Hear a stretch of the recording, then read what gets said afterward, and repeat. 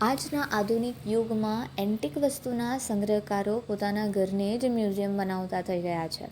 આ વચ્ચે સુરતના યુવા ધવલ ભંડારીએ પણ પોતાના ઘરમાં અનેક એન્ટિક ચીજવસ્તુઓનો સંગ્રહ કર્યો છે, જેમાંથી એક રાજા રજવાડાઓના સમયમાં ઉપયોગમાં લેવામાં આવતી હિંચકાની ચેઇન છે. સંપૂર્ણ રીતે આ હેન્ડમેડ એક ચેઇનનું વજન 6 કિલોગ્રામથી પણ વધારે છે. ક્યાંથી મળી છે તેમને આ ચેઇન અને શું છે તેની વિશેષતાઓ, આવો જાણીએ તેમની જ પાસે. જી, મારું નામ ધવલ ભંડારી, રહું ઉડના દરવાજા.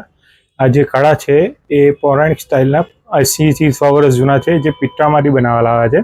એની ઉપર ગોલ્ડનું પોલિશ કરવામાં આવે છે, જેને ઢોળ ચડાવેલું કહેવામાં આવે છે. એમાં અલગ અલગ પ્રકારના, જેમ કે આપણો રાષ્ટ્રીય પક્ષી મોર છે, હાથી છે, ઘોડા છે, એની બધી પ્રતિક્રિયા એમાં મૂકવામાં આવેલ છે.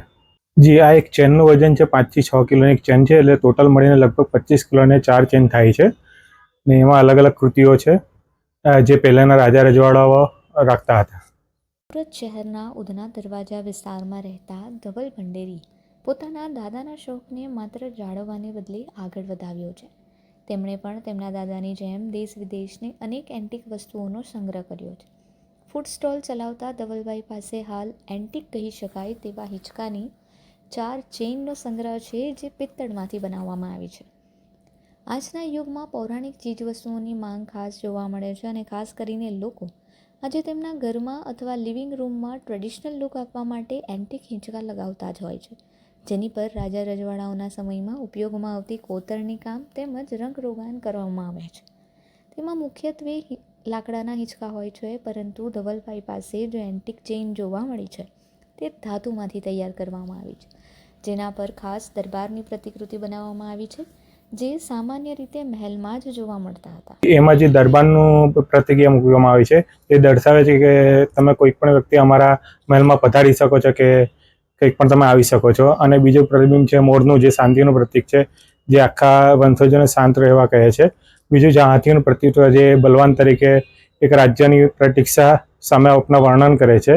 ધવલભાઈના મતે આ હિંચકાની ચેઇન સંપૂર્ણ રીતે હેન્ડમેડ છે, કારણ કે તેના વિવિધ ભાગને એકબીજા સાથે જોડતી કડી પણ એ રીતે તૈયાર કરવામાં આવી છે કે તે તૂટવાનો ભય રહેતો નથી.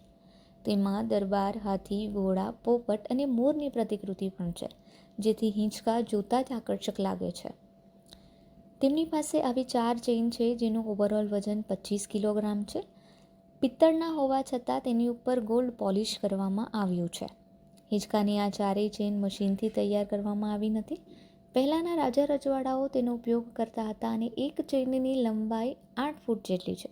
આ ચેઇનમાં લેવામાં આવતી પ્રતિકૃતિ કોઈકની કોઈક મેસેજ આપે છે, જેમાં દરબારની પ્રતિકૃતિ મહેલમાં આવનાર દરેકનું સ્વાગત કરે છે.